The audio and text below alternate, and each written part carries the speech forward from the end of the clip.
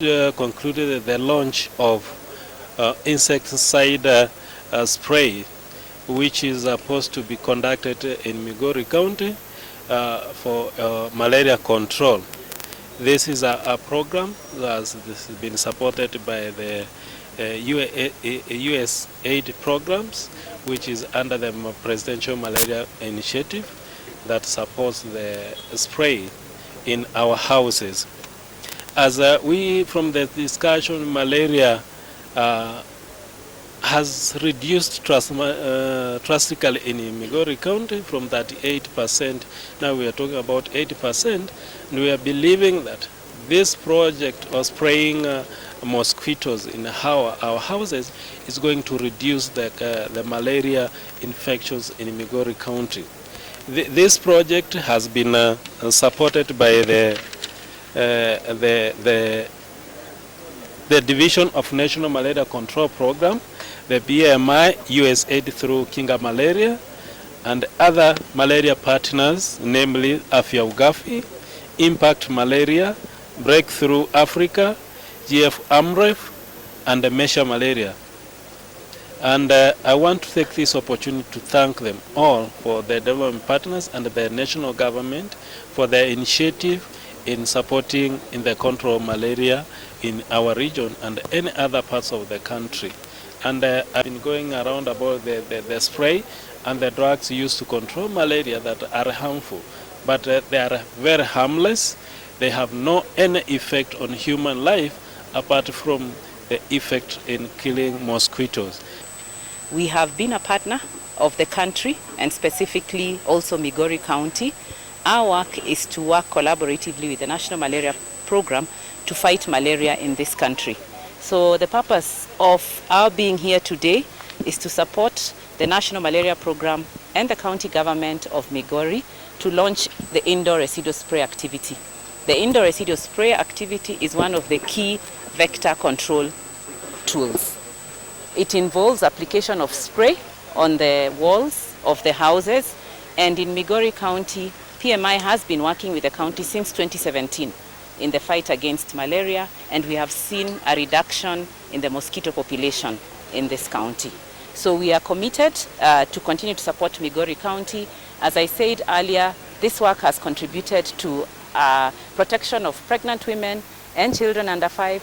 The numbers that we can share are that in the spray last year, over 100,000 children were protected against malaria, and 16,000 pregnant women were also protected against malaria. Additionally, of course, the rest of the communities also benefited from that protection. So we are committed to working with the county here through our partner PMI Kinga. We have engaged over 2,000 community-owned resource persons, health workers, and at the administration to provide support for this activity in 5 sub-counties. The activity is expected to run from today until April 1st.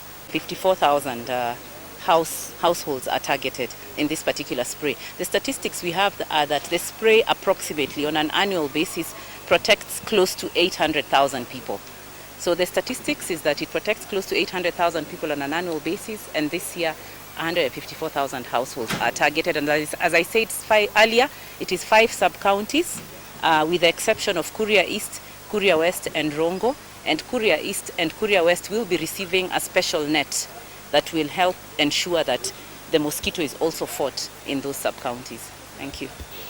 And I think as a program, we are mandated to coordinate all the malaria matters in this country, and today we are happy to announce that we are also launching IRS for the 7th year. That we have started way back in 2017 up to this year, which is 2023.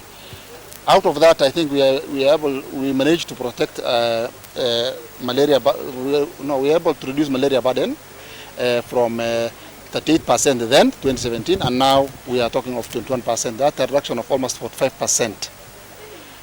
That's the gain we made, and we still continue spraying until we see this malaria burden is drastically reduced.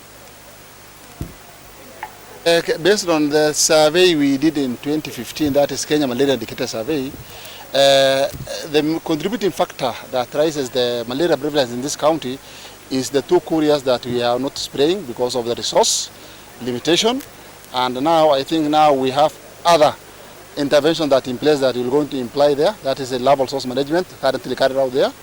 Then again, we have upscaling of the vaccine, which is to be done.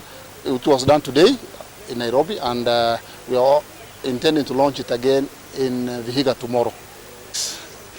It was 6 sub-counties, but then when we initiated this activity, we were thinking and imagining that both Kurias have the same epidemiological zone like other regions that bordering this endemic zone, and now we later on found that the way we have kept our attention is that now it's becoming a problem to us. So we have learned our lesson, and now we are implementing other important interventions, which is equally important as IRS, to that particular 2 sub-counties, and that is BPO nets, which are double strength nets.